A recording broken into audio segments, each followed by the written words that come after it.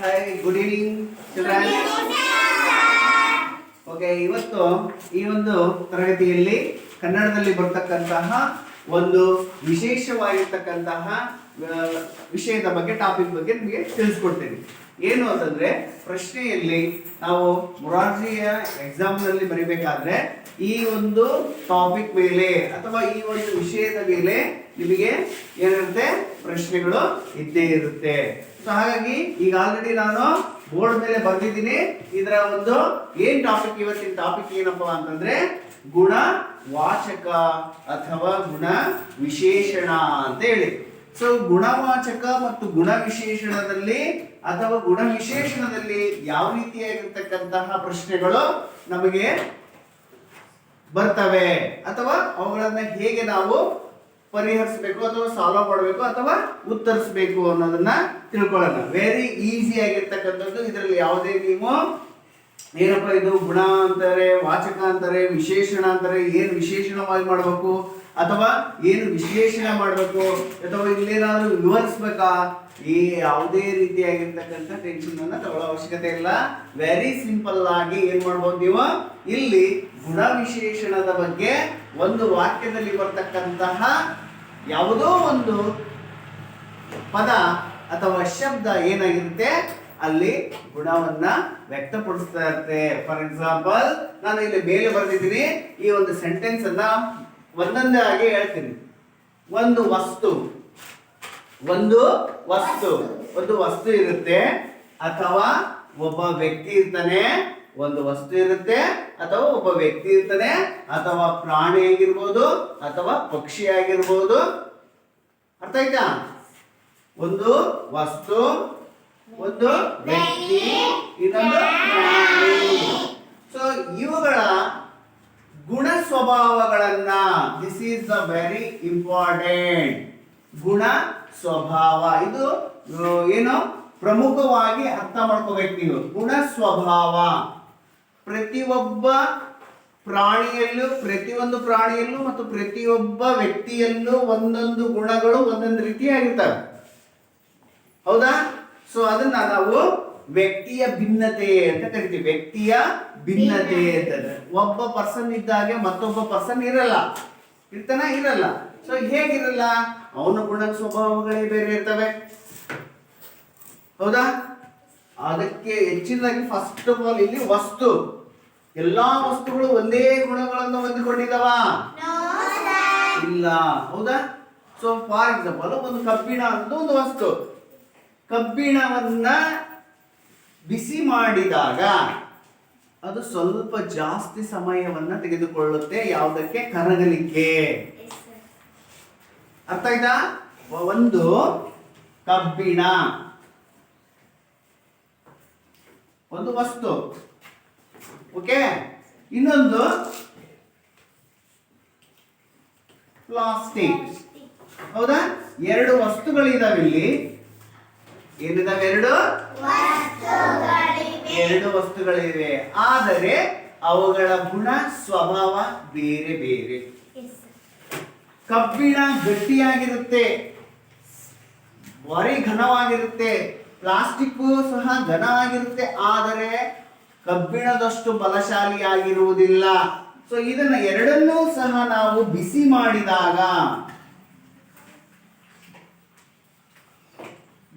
ಮಾಡಿದಾಗ ಯಾವುದು ಬೇಗ ಕರಗುತ್ತದೆ? ಪ್ಲಾಸ್ಟಿಕ್ ಬೇಗ ಕರಗುತ್ತದೆ. ಅದು ಅದರ ಗುಣ. ಬೇಗ ಕರಗದೇ ಇರುವುದು ಕಬ್ಬಿಣದ ಗುಣ. ಅರ್ಥ ಆಯ್ತಾ? ಗುಣ ಅಂದ್ರೆ ಏನು ಅಂತ? ಕಬ್ಬಿಣ ಅನ್ನೋದು ಒಂದು ವಸ್ತು, ಪ್ಲಾಸ್ಟಿಕ್ ಅನ್ನೋದು ಒಂದು ವಸ್ತು. ಎರಡು ವಸ್ತುಗಳೇ, ಆದರೆ ಗುಣ ಮತ್ತು ಸ್ವಭಾವಗಳು ಬೇರೆ ಆಗಿರ್ತವೆ. ಸೊ ಇಲ್ಲಿ ಕಬ್ಬಿಣವನ್ನ ಬಿಸಿ ಮಾಡಿದಾಗ ಅದು ಬೇಗ ಕರಗುವುದಿಲ್ಲ. ಪ್ಲಾಸ್ಟಿಕ್ ಅನ್ನ ಕರಗಿಸಿದಾಗ ತಕ್ಷಣದಲ್ಲೇ ಪ್ಲಾಸ್ಟಿಕ್ ಏನಾಗುತ್ತೆ, ಕರಗಿ ಹೋಗುತ್ತೆ. ಹಾಗಾದರೆ ಕಬ್ಬಿಣದ ಸ್ವಭಾವನೇ ಬೇರೆ, ಪ್ಲಾಸ್ಟಿಕ್ಕಿನ ಸ್ವಭಾವ ಏನು ಗುಣ ಸ್ವಭಾವವೇ ಬೇರೆ ಆಗಿರುತ್ತೆ ಅಲ್ವಾ? ಅರ್ಥ ಆಯ್ತಾ? ಓಕೆ. ಸೊ ಈಗ ಒಂದು ವಸ್ತುವಿನ ಬಗ್ಗೆ ನಾನು ಎಕ್ಸಾಂಪಲ್ ಕೊಟ್ಟೆ. ಅದೇ ತರ ಈಗ ನೆಕ್ಸ್ಟ್ ಒಬ್ಬ ವ್ಯಕ್ತಿಯ ಬಗ್ಗೆ ಹೇಳ್ತೀನಿ. ಈಗ ವ್ಯಕ್ತಿ ಅಂತಂದ್ರೆ ಮನುಷ್ಯ ಅಥವಾ ಮಾನವ, ಹೌದಾ? ಇಲ್ಲಿ ರಾಮಣ್ಣ ಅಂತ ಒಬ್ಬ ವ್ಯಕ್ತಿ ಇದ್ದ, ಮತ್ತೊಬ್ಬ ಭೀಮಣ್ಣ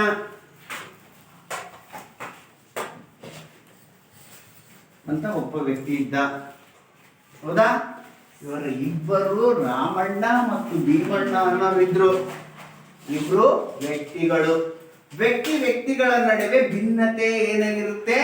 ಇರುತ್ತದೆ. ಭಿನ್ನತೆ ಅಂದ್ರೆ ಬೇರೆ ಬೇರೆ ಸ್ವಭಾವಗಳು ಇರುತ್ತವೆ. ರಾಮಣ್ಣ ಒಳ್ಳೆಯ ವ್ಯಕ್ತಿ. ಊರಿನಲ್ಲಿ ಜನ ಹೇಳ್ತಾರೆ, 4 ಮಂದಿ ಕೇಳಿದ್ರೆ ರಾಮಣ್ಣ ಹೆಂಗಪ್ಪ ಅಂತಂದ್ರೆ, ರಾಮಣ್ಣ ಬಹಳ ಒಳ್ಳೆಯ ಮನುಷ್ಯ ಅಂತ ಹೇಳ್ತಾರೆ, ಒಳ್ಳೆಯವನು ಅಂತ ಹೇಳ್ತಾರೆ. ಭೀಮಣ್ಣನ ಬಗ್ಗೆ ಕೇಳ್ತಾರೆ, ಕೆಟ್ಟವನು, ಕೆಟ್ಟವ. ನೋಡಿ, ಒಳ್ಳೆವ ಕೆಟ್ಟವ, ಒಳ್ಳೆವ. ರಾಮಣ್ಣ ಒಳ್ಳೆಯನಾದ್ರೆ ಭೀಮಣ್ಣ ಕೆಟ್ಟವ. ಹಂಗಂತ ಭೀಮಣ್ಣ ಅನ್ನೋದು ಎಲ್ಲರೂ ಕೆಟ್ಟಂಗಿರಲ್ಲ. ಗುಣ ನಿಮಗೆ ಫಾರ್ ಎಕ್ಸಾಂಪಲ್ ಹೇಳ್ತಾ ಇರೋದು, ಭೀಮಣ್ಣ ಅನ್ನೋ ವ್ಯಕ್ತಿ ಅವನ ಸ್ವಭಾವ ಹೇಗಿರುತ್ತೆ? ಅವನು ಕೆಟ್ಟ ಸ್ವಭಾವ. ರಾಮಣ್ಣ ಅನ್ನೋ ವ್ಯಕ್ತಿ ಹೇಗಿರ್ತಾನೆ? ಅವನು ಒಳ್ಳೆಯ ಸ್ವಭಾವ. ಇಲ್ಲೇನಾಯ್ತು? ಗುಣ ಸ್ವಭಾವಗಳು ಏನಾದ್ವು? ಬೇರೆ ಬೇರೆ ಆಗ್ತವೆ. ಅರ್ಥ ಆಗ್ತಿದೆಯಾ? ಅರ್ಥ ಆಯ್ತಾ? ಒಳ್ಳೆಯ ಮತ್ತು ಕೆಟ್ಟ ಅಂತಕ್ಕಂತಹ ಪ್ರಾಣಿಗಳು ಏನಾಗಿರ್ತವೆ? ಇಲ್ಲಿ ವ್ಯಕ್ತಿಯಾಗಿರ್ತಕ್ಕಂತಹ ಒಬ್ಬ ವ್ಯಕ್ತಿ ಏನಾಗ್ತಾನೆ? ಒಳ್ಳೆಯವನು ಆಗಿರ್ಬೋದು, ಕೆಟ್ಟವನು ಆಗಿರ್ಬೋದು.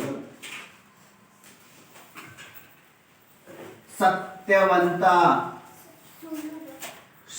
ಸತ್ಯವಂತ ಇವನು ಎಂಥದೇ ಕಷ್ಟ ಬರಲಿ, ಎಂಥದೇ ಪರಿಸ್ಥಿತಿ ಬರಲಿ, ಸತ್ಯವನ್ನೇ ಹೇಳುತ್ತಾನೆ. ಹಾಗಾಗಿ ಅವನಿಗೆ ಹೆಸರು ಏನ್ ಕೊಡ್ತೇವೆ ನಾವು? ಸತ್ಯವಂತ. ಇವನು ಬಾಯಿ ಬಿಟ್ರೆ ಏನ್ ಮಾಡ್ತಾನೆ? ಸುಳ್ಳು. ಅವನಿಗೆ ಏನಂತೀವಿ? ಸುಳ್ಳುಗಾರ. ಅವನ ಸ್ವಭಾವ, ಅವನ ಗುಣ ಮತ್ತು ಸ್ವಭಾವ ಹೇಗಿದೆ? ಸುಳ್ಳು ಹೇಳೋದು. ಇವನ ಗುಣ ಸ್ವಭಾವ ಹೇಗಿದೆ? ಸತ್ಯವನ್ನು ಹೇಳೋದು. ಅರ್ಥ ಆಯ್ತಾ? ಗುಣ ಸ್ವಭಾವಗಳು ಹೇಗ್ ಬೇಗ ಬದಲಾವಣೆ ಆಗಿರ್ತವೆ. ನಿಮ್ಮಲ್ಲೇ ಚರ್ಚೆ ಮಾಡ್ಕೋಬಹುದು.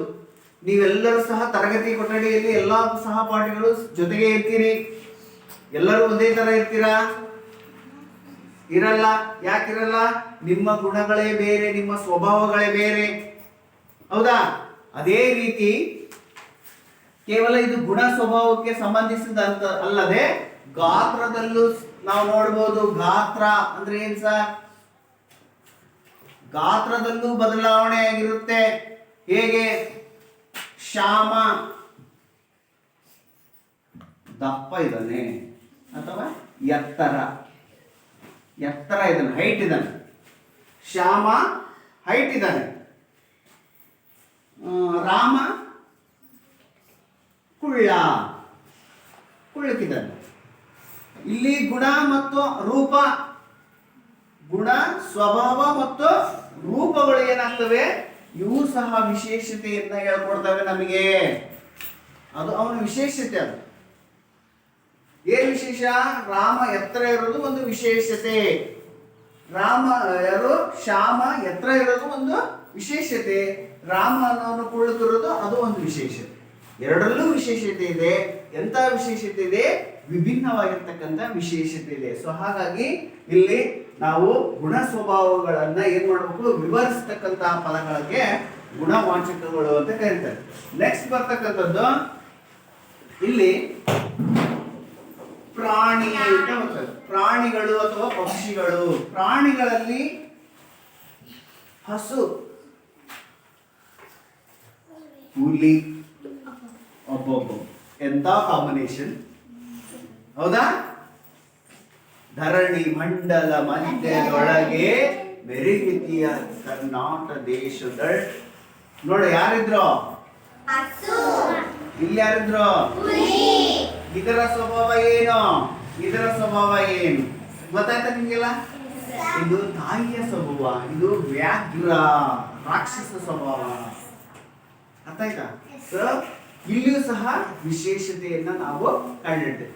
ಒಂದು ವಸ್ತು ಆಗಿರ್ಬೋದು, ಒಂದು ಒಬ್ಬ ವ್ಯಕ್ತಿ ಆಗಿರ್ಬೋದು, ಅಥವಾ ಪ್ರಾಣಿ ಪಕ್ಷಿಗಳಾಗಿರ್ಬೋದು, ಅವುಗಳು ಇರ್ತಕ್ಕಂತಹ ಗುಣ ಮತ್ತು ಸ್ವಭಾವ, ಅದರ ಜೊತೆಗೆ ಅದರ ರೂಪ, ಇವೆಲ್ಲವೂ ಸಹ ಏನಾಗ್ತವೆ, ಗುಣ ವಿಶೇಷತೆಗೆ ಬರ್ತವೆ, ಗುಣ ವಿಶೇಷಣದಲ್ಲಿ ಬರ್ತವೆ. ಅರ್ಥ ಆಗ್ತಿದ್ಯಾ? ಇಷ್ಟು ಸಂಪೂರ್ಣವಾಗಿ ಅರ್ಥ ಆಯ್ತಾ? ಗುಣ ವಿಶೇಷಣದಲ್ಲಿ ಏನನ್ನ ನಾವು ಕಂಡುಹಿಡಿಬೇಕು ಅನ್ನೋದು ಗೊತ್ತಾಯ್ತಾ? ಸೊ ಈಗ ಫಾರ್ ಎಕ್ಸಾಂಪಲ್ ಉದಾಹರಣೆಗಳ ಸಮೇತವಾಗಿ ನಿಮಗೆ ವಿವರಿಸ್ತಾ ಹೋಗ್ತೀನಿ. ಸೊ ಯಾರಾದ್ರೂ ನೋಡೋಣ, ಇದು ನಾವು ವಿವರಿಸಿದ ಮೇಲೆ ನೋಡೋಣ. ನೋಡಿ, ಚಂದನ ಅನ್ನೋ ಹುಡುಗಿ ಇದ್ದು, ಚಂದನ ಸುಂದರವಾದ ಹುಡುಗಿ ಅನ್ನೋ ಒಂದು ಸೆಂಟೆನ್ಸ್ ಇದೆ. ಸೊ ಚಂದನ ಸುಂದರ ಹುಡುಗಿ ಅನ್ನೋದು ಏನಿದೆ, ಒಂದು ವಾಕ್ಯವಿದೆ. ಇದರಲ್ಲಿ ಕೇಳ್ತಾರೆ, ಈ ವಾಕ್ಯದಲ್ಲಿರುವ ಗುಣ ವಿಶೇಷಣ ಯಾವುದು ಅಂತ ಕೇಳ್ತಾರೆ. ಈ ವಾಕ್ಯದಲ್ಲಿರುವ ಗುಣ ವಿಶೇಷಣ ಯಾವುದು ಅಂತ ಕೇಳ್ತಾರೆ. ಸೊ ನಾವಿಲ್ಲಿ ಇಲ್ಲಿವರೆಗೂ ಸಹ ಗುಣ ವಿಶೇಷಣದ ಬಗ್ಗೆ ಹೇಳ್ತಾ ಬಂದ್ವಿ. ರೂಪ, ಗುಣ, ಸ್ವಭಾವ ಇದರಲ್ಲಿ ಎಲ್ಲಿ ಕಂಡು ಬರುತ್ತೆ? ಎಸ್, ಎಷ್ಟು, ಯಾವುದು? ಈ ಸುಂದರ ಅನ್ನೋದೇ ಗುಣ. ಅವಳು ಹೆಂಗಿದ್ಲಪ್ಪ? ಈಗ ಉದಾಹರಣೆಗೆ ನಾವು ಚಂದನ ಹುಡುಗಿ ಅಂತಂದ್ರೆ ಅದ್ರಲ್ಲಿ ಯಾವುದೇ ವಿಶೇಷತೆ ಇಲ್ಲ. ಚಂದನ ಅನ್ನೋದು ಹುಡುಗಿನೇ, ಅದರಲ್ಲಿ ಏನು ವಿಶೇಷತೆ ಏನಿದೆ? ಏನೂ ಇಲ್ಲ. ಚಂದನ ಸುಂದರ ಹುಡುಗಿ ಅನ್ನೋದ್ರಲ್ಲಿ ವಿಶೇಷತೆ ಇದೆ. ಯಾವ್ದ್ರಲ್ಲಿ? ಸುಂದರ ಅನ್ನೋದ್ರಲ್ಲಿ ವಿಶೇಷತೆ ಇದೆ. ಅರ್ಥ ಆಯ್ತಾ? ಸುಂದರ ಅನ್ನೋದ್ರಲ್ಲಿ ವಿಶೇಷತೆ ಇದೆ. Okay, next. ಈಗ ರವಿ ಚೆನ್ನಾಗಿ ಹಾಡಿದನು. ರವಿ ಹಾಡಿದನು ಅನ್ನೋದ್ರಲ್ಲಿ ಏನು ವಿಶೇಷತೆ ಇಲ್ಲ, ಹೌದಾ? ರವಿ ಹೇಗೆ ಹಾಡಿದ? ಚೆನ್ನಾಗಿ ಹಾಡಿದ. ಚೆನ್ನಾಗಿ ಅನ್ನೋದು ಎಲ್ಲಿ ಬರುತ್ತೋ ಅದು ಸಹ ಏನಾಗಿರುತ್ತೆ? ಗುಣ ವಿಶೇಷಣವಾಗಿರುತ್ತೆ. ಅರ್ಥ ಆಯ್ತಾ? ಸೊ ಈಗ ನಾವು ಯಾವುದನ್ನು ಸಹ ಇಲ್ಲಿ ಕನ್ಫ್ಯೂಸ್ ಮಾಡ್ಕೊಳ್ಳದೆ ಸರಿಯಾದ ರೀತಿಯಲ್ಲಿ ಒಂದು ವಾಕ್ಯವನ್ನ ನೋಡಬೇಕು. ಯಾವ ಪದವನ್ನ ವಿಶೇಷಣವಾಗಿ ತೋರಿಸುತ್ತೆ ಅನ್ನೋದನ್ನ ಗಮನದಲ್ಲಿ ಇಟ್ಕೋಬೇಕು. ಇಲ್ಲಿ ರವಿ ಅನ್ನೋ ಹೆಸರು ಯಾವುದೇ ವಿಶೇಷತೆಯನ್ನ ತೋರಿಸಲ್ಲ. ಆಡುವುದನ್ನು ಅನ್ನೋದು ಯಾವುದೇ ವಿಶೇಷತೆಯನ್ನ ತೋರಿಸಲ್ಲ. ಸೊ ಚೆನ್ನಾಗಿ, ಹೌದಾ? ಈಗ ಫಾರ್ ಎಕ್ಸಾಂಪಲ್ ನಾನು ಊಟ ಮಾಡಿದೆ, ಹೌದಾ? ಊಟ ಚೆನ್ನಾಗಿ ಮಾಡಿದೆ, ಇದು ವಿಶೇಷತೆ, ಹೌದಾ? ನಾನು ಊಟ ಮಾಡಿದೆ ಅನ್ನೋದು ಬೇರೆ, ನಾನು ಊಟವನ್ನು ಚೆನ್ನಾಗಿ ಮಾಡಿದೆ, ಹೌದಾ? ಅದು ಬೇರೆ. ಚೆನ್ನಾಗಿ ಅನ್ನೋದ್ರಲ್ಲಿ ಏನಿರುತ್ತೆ? ವಿಶೇಷತೆ ಇರುತ್ತೆ, ಹೌದಾ? ನಾವೀಗ ಪ್ರತಿದಿನ ಊಟ ಮಾಡ್ತಾ ಇರ್ತೀವಿ. ಆದ್ರೆ ಹಬ್ಬದ ಸಂಭ್ರಮದಲ್ಲಿ, ನಾವೇನಾದ್ರೂ ದಿನಾ ಮಾಡ್ಕೊಂಡು ಊಟ ಮಾಡೋದನ್ನೇ ಮಾಡ್ತಾ ಇರ್ತೀವ? ಅವಾಗ ಏನ್ ಮಾಡ್ತೀವಿ? ಅಡುಗೆ ಮಾಡ್ತೀವಿ, ಕರ್ಗಡು ಕರಿತೀವಿ, ಪಾಯಸ ಮಾಡ್ತೀವಿ, ಹಪ್ಪಳ ಮಾಡ್ತೀವಿ, ಕೋಸಂಬರಿ ಮಾಡ್ತೀವಿ, ಎಲ್ಲ ಮಾಡ್ಕೊಂಡು ಅದಕ್ಕೆ ನಾವು ಅದಕ್ಕೆ ಏನಂತೀವಿ? ವಿಶೇಷ ದಿನ, ಹಬ್ಬದ ವಿಶೇಷ. ಏನಪ್ಪ ನಿಮ್ಮ ಮನ್ಯಾಗ ಬಾರೋ ಮಾವ ಹೋಳಿಗೆ ಮಾಡೇವಿ ಅಂತ ಹೇಳ್ತೇವೆ. ವಿಶೇಷ ಇರ್ತದೆ, ಹೌದಲ್ಲ? ವಿಶೇಷತೆ ಇರ್ತದೆ. ಹಂಗೆ ನಾವಿಲ್ಲಿ ವಿಶೇಷವಾಗಿರೋದನ್ನೇ ಎತ್ತಿ ತೋರಿಸೋದಿಲ್ಲಿ ಅಥವಾ ಗುರುತಿಸುವುದೇ ಗುಣ ವಾಚಕ ಅಥವಾ ಗುಣ ವಿಶೇಷಣ ಅಂತ ಕರೀತೀವಿ. ಅರ್ಥ ಆಯ್ತಾ? ಶೀಲ ಗುಣವಂತ ಹುಡುಗಿ. Very good children's. ಗುಣವಂತ, ಹೌದಾ? ಗುಣವಂತೆ. ಶೀಲ ಹುಡುಗಿ. ಶೀಲ ಹುಡುಗಿ, ಏನೈತೆ ಅದ್ರ ವಿಶೇಷತೆ? ಏನಿಲ್ಲ, ಹುಡುಗಿನೇ. ಮತ್ತೆ ಶೀಲ ಅಂದ್ರೆ ಹುಡುಗಿನೇ, ಅದ್ರಾಗೇನು ವಿಶೇಷತೆ ಏನಿಲ್ಲ. ಶೀಲ ಎಂತ ಹುಡುಗಿ ಅಂತ ಕೇಳಿದಾಗ ಗುಣವಂತೆ ಅಂದ್ರೆ ಅವಳಿಗೆ ಒಳ್ಳೆ ಗುಣಗಳಿದ್ದಾವೆ. ಯಾರಲ್ಲಿ ಒಳ್ಳೆ ಗುಣಗಳಿರ್ತವೆ ಅವನನ್ನ ಗುಣವಂತೆ ಅಂತ ಕರೀತಾರೆ. ಯಾವ ವ್ಯಕ್ತಿಯಲ್ಲಿ ಒಳ್ಳೊಳ್ಳೆ ಗುಣಗಳಿರ್ತವೆ ಅಂತವ್ರನ್ನ ಗುಣವಂತ ಅಂತ ಕರೀತಾರೆ. ಕೇವಲ ಗುಣವಂತೆ ಅನ್ನೋದು ಗುಣ ವಿಶೇಷಣನೂ ಅಲ್ಲ, ಗುಣವಂತ ಅನ್ನೋದು ವಿಶೇಷಣವಾಗಿರ್ತಕ್ಕಂಥ ವಸ್ತು ಆಗುತ್ತೆ, ಪದ ಆಗುತ್ತೆ. ನೆಕ್ಸ್ಟ್ ನೋಡಿಲಿ, ಇದು ಕೇವಲ ನೋಡಿಲಿ, ಇದು ರೂಪಕ್ಕೆ ಬರುತ್ತೆ. ರೂಪ ಪ್ರತಿಯೊಂದು ವಿಶೇಷಣ ಗುಣ ವಿಶೇಷಣವನ್ನು ಮಾಡಬೇಕಾದ್ರೆ ಇದು ರೂಪಕ್ಕೆ ಸಂಬಂಧಪಡುತ್ತೆ. ಸುಂದರ ಅನ್ನೋದು ರೂಪ. ನೆಕ್ಸ್ಟ್ ಚೆನ್ನಾಗಿ ಅನ್ನೋತಕ್ಕಂಥದ್ದು ಸಹ ಇಲ್ಲಿ ನಾವೇನ್ ಮಾಡ್ತೀವಿ, ಇಲ್ಲಿ ಅದರ ಗುಣವನ್ನ ಸ್ವಭಾವವನ್ನ ಹೇಳುತ್ತೆ. ಚೆನ್ನಾಗಿದೆ, ಚೆನ್ನಾಗಿದೆ, ಚೆನ್ನಾಗಿ ಆಡಿದನು, ಇದೇನಿದು ಸ್ವಭಾವವನ್ನ ತೋರಿಸುತ್ತೆ. ಇಲ್ಲಿ ಬರುತ್ತೆ ನೋಡ್ರಿ, ಇದು ಒಂದು ಸ್ವಲ್ಪ ಡಿಫ್ರೆನ್ಸ್ ಆಗಿರುತ್ತೆ. ಏನ್ ಡಿಫ್ರೆಂಟ್ ಆಗಿದೆ ಅಂತಂದ್ರೆ, ಇಲ್ಲಿ ನಾನು ಆವಾಗಲೇ ಹೇಳಿದ ಹಾಗೆ ಆನೆಯು ತುಂಬಾ ದೊಡ್ಡ ಪ್ರಾಣಿ, ಆನೆಯು ಒಂದು ಪ್ರಾಣಿ ಅಂತ ಹೇಳ್ಬೋದು ನಾನು. ಆನೆಯು ಒಂದು ಪ್ರಾಣಿ, ಸಿಂಪಲ್ ವಾಕ್ಯ. ಇದರಲ್ಲಿ ಏನಾದ್ರು ವಿಶೇಷ ಇದೆಯಾ? ಇದೇನಾ? ಆನೆಯು ಒಂದು ಪ್ರಾಣಿ, ಇದರಲ್ಲಿ ಏನು ವಿಶೇಷ ಇದೆ? ಎಲ್ಲರೊಂದು ಪ್ರಾಣಿನೇ ಅದು. ನಾವೇನ್ ಮಾಡ್ತೀವಿ ಹೇಳ್ಬೇಕಂದ್ರೆ ಏನ್ ಮಾಡ್ತೀವಿ ಗೊತ್ತಾ? ಆನೆಯು ತುಂಬಾ ದೊಡ್ಡ ಪ್ರಾಣಿ, ತುಂಬಾ ದೊಡ್ಡ ಪ್ರಾಣಿ, ಅದೇ ಅದರ ವಿಶೇಷ. ಪ್ರಾಣಿಯ ವಿಶೇಷತೆ ಏನು? ಅದರ ರೂಪ ಹೇಗಿರುತ್ತೆ? ದೊಡ್ಡದಾಗಿರುತ್ತೆ, ತುಂಬಾ ದೊಡ್ಡದಾಗಿರುತ್ತೆ ಅಲ್ವಾ? ಸೊ ಇದು ಅದರ ವಿಶೇಷತೆ ಆಗಿರುತ್ತೆ. ಅರ್ಥ ಆಯ್ತಾ ಮಕ್ಕಳೇ? ಸೊ ಇಲ್ಲಿ ಆನೆಯು ತುಂಬಾ ದೊಡ್ಡ ಪ್ರಾಣಿ ಅನ್ನೋದ್ರಲ್ಲಿ ತುಂಬಾ ದೊಡ್ಡ ಅನ್ನೋದು ನಮಗೆ ವಿಶೇಷತೆಯನ್ನ ತೋರಿಸುತ್ತದೆ. ಓಕೆ, ಅರ್ಥ ಆಯ್ತು? ಸೊ ಈಗ ನಾನು ಇಷ್ಟೊತ್ತಿಗೆ ಹೇಳಿದೆ ಅಲ್ವಾ? ಯಾರಾದ್ರೂ ಒಂದು ಎಕ್ಸಾಂಪಲ್ ಅನ್ನು ಕೊಡ್ತೀರಾ? ಉದಾಹರಣೆಗಳನ್ನು ಕೊಡ್ತೀರಾ? ಬೇಗ, ಕ್ವಿಕ್ ಆಗಿ ಟೆಲ್ ಮಿ. ರಾಜು ಒಳ್ಳೆಯ ಕಥೆಗಾರ. ನೋಡಿ, ರಾಜು ಒಳ್ಳೆಯ ಕಥೆಗಾರ. ಇಲ್ಲಿ ನೋಡಿ, ಒಳ್ಳೆಯ ಕಥೆಗಾರ ಅನ್ನೋದು ಏನಾಗುತ್ತೆ? ಗುಣ ವಿಶೇಷಣವಾಗುತ್ತೆ. ಅಂದ್ರೆ ಚೆನ್ನಾಗಿ ಕಥೆಗಳನ್ನ ಬರೀತಾನೆ, ಚೆನ್ನಾಗಿ ಏನು ಸ್ಟೋರಿಗಳನ್ನ ಕಥೆಗಳನ್ನ ಇಟ್ಕೊಂಡು ಬರೆಯೋದ್ರಿಂದ ರಾಜು ಒಬ್ಬ ಒಳ್ಳೆಯ ಕಥೆಗಾರ ಅಂತ ಹೇಳ್ಬೋದು. ರಾಮ ಒಳ್ಳೆಯ ಕಲೆಗಾರ. ರಾಮ ಒಳ್ಳೆಯ ಕಲೆಗಾರ. ಹೌದಾ? ಒಳ್ಳೆಯ ಕಲೆಗಾರ, ಅವನು ಒಬ್ಬ ಕಲೆಗಾರ ಇರ್ತಾನೆ. ಸೊ ಅದರಲ್ಲಿ ಉತ್ತಮವಾಗಿರ್ತಕ್ಕಂಥ ಕಲೆಗಾರರು ಇರ್ತಾರೆ, ಏನು ಸಾಧಾರಣವಾಗಿರ್ತಕ್ಕಂಥ ಕಲೆಗಾರರು ಇರ್ತಾರೆ. ಸೊ ಇಲ್ಲಿ ರಾಮ ಎಂತ ಕಲೆಗಾರಪ್ಪ, ಒಳ್ಳೆಯ ಕಲೆಗಾರ ಅವನು. ಒಳ್ಳೆಯ ಏನಾಗಿರುತ್ತೆ? ಅದು ಗುಣ ವಿಶೇಷಣ ಆಗುತ್ತೆ. ಸಿಮಿಲರ್ ಇರ್ತಕ್ಕಂಥವ್ರನ್ನ ಹೇಳಂಗೆ ಬೇಡ. ನೆಕ್ಸ್ಟ್ ನಾನೇ ಹೇಳ್ತೀನಿ ನೋಡಿಲಿ.